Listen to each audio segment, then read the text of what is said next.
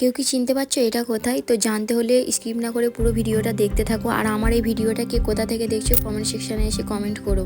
আসসালামু আলাইকুম এভরিওয়ান, আমি রানী। কেমন আছো তোমরা? আলহামদুলিল্লাহ আমিও খুব ভালো আছি।